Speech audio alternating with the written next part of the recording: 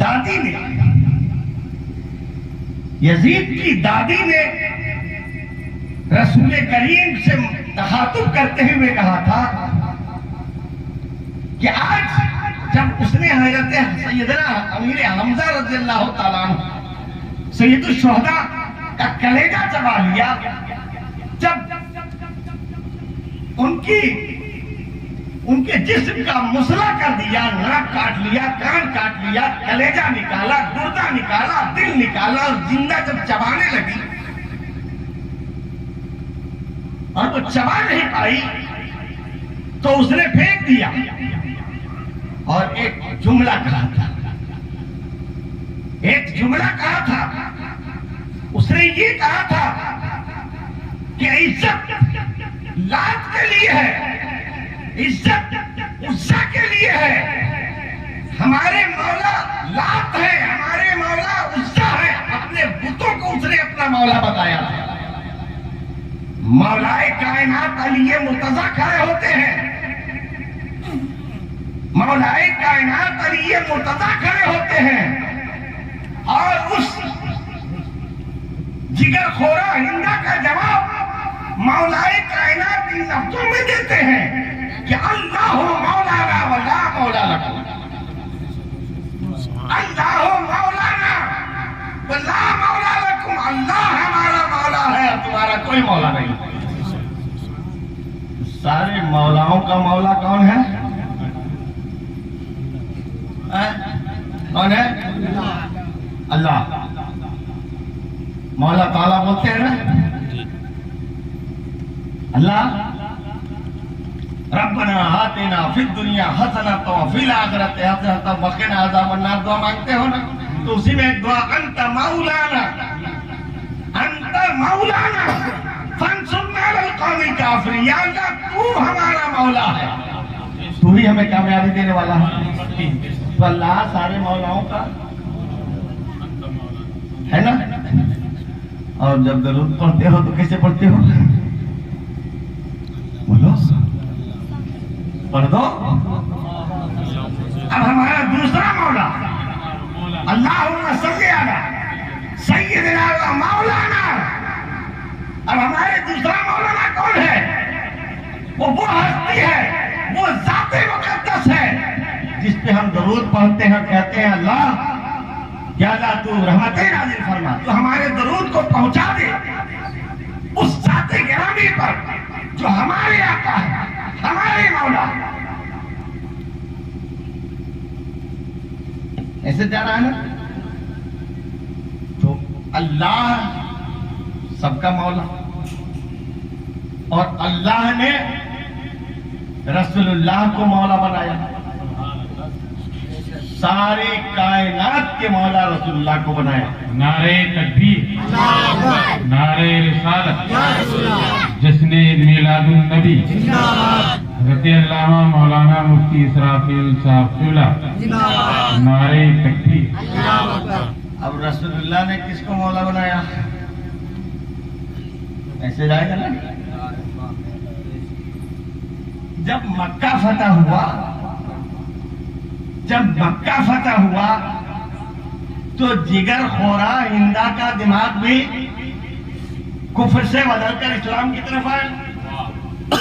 ابو سفیان جو پوری زندگی رسول اللہ کے قتل کی تلاش میں رہتے رہے، وہ بھی تابع فرمان بن گئے، انہوں نے بھی کلمہ پڑھ لیا۔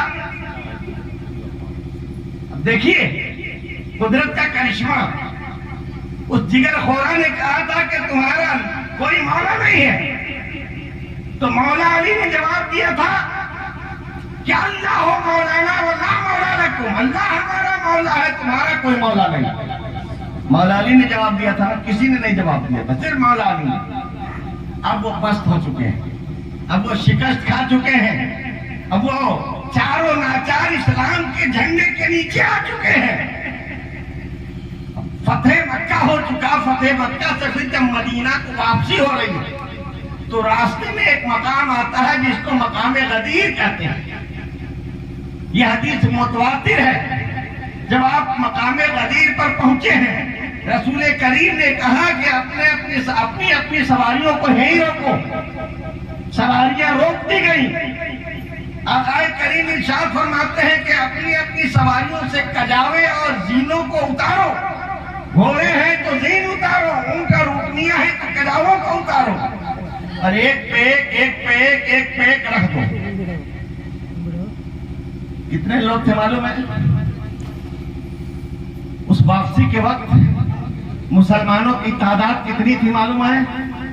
کم و بیش 1,24,000، کم و بیش 1,24,000 میں بھائی 10-15,000 تو گھوڑ سوار ہوں گے، اونٹنی سوار ہوں گے۔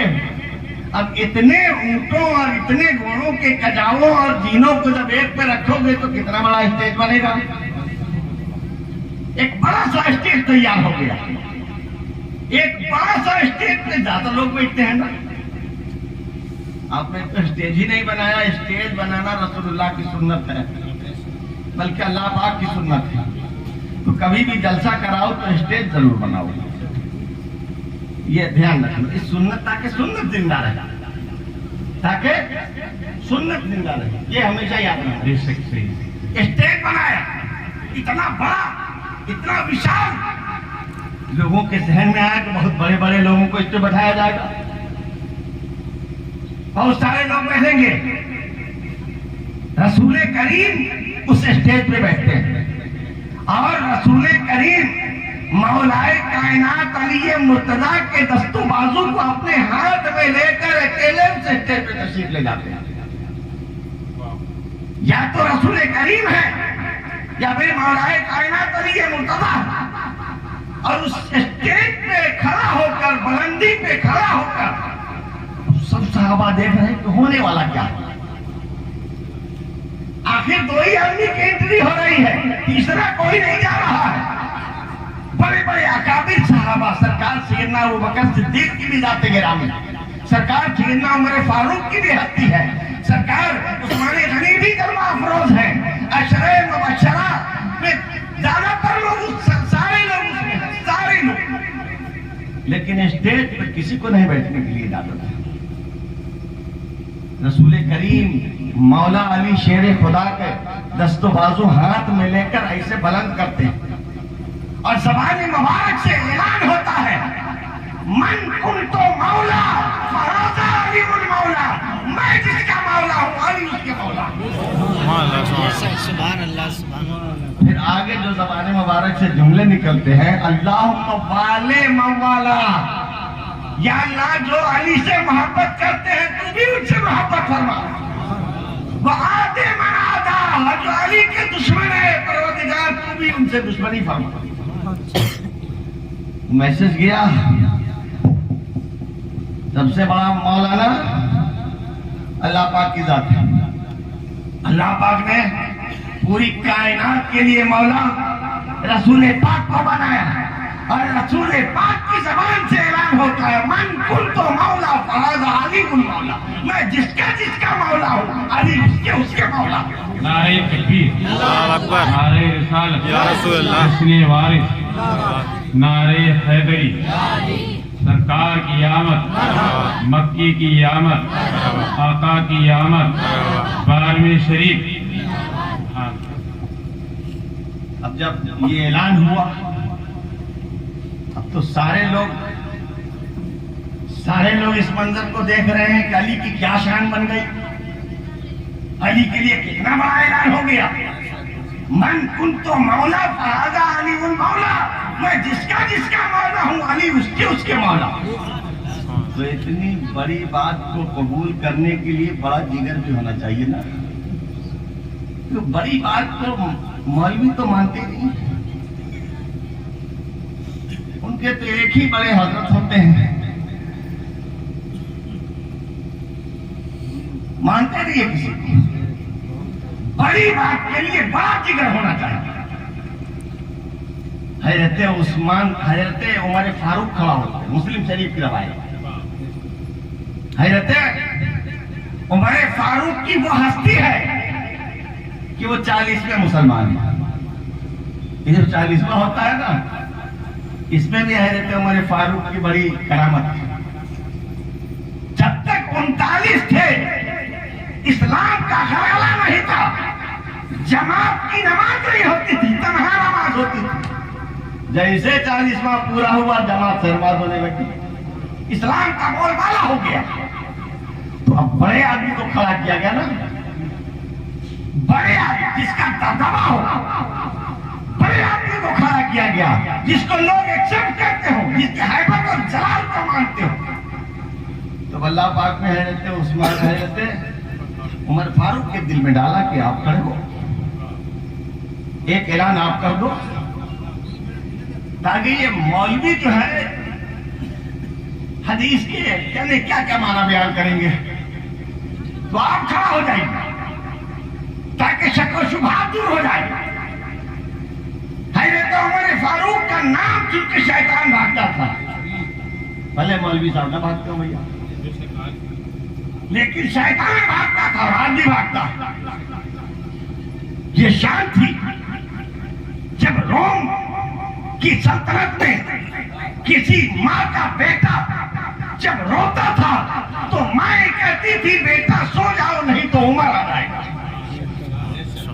یہ دبدبا تھا سلطنت روم پر, اور اللہ پاک نے عمر فاروق کے ذریعے ہی سلطنت روم اور سلطنت ایران کو فتح کیا. انہیں کی دور حکومت انہیں کھڑا کیا گیا. اور حضرت عمر فاروق کھڑا ہوتے ہیں تو دیکھو قربان جاؤ, حق کو کیسے قبول کیا جاتا ہے, حق کو کیسے ایکسپٹ کیا جاتا ہے, ان بڑوں سے کوئی سیکھے.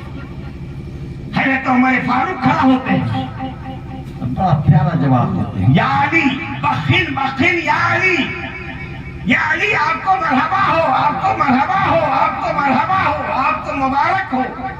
بخن بخن یا علی اصبحت مولایا و مولا کل مومن, آج سے آپ میرے بھی مولا اور سارے ایمان والوں کے مولا.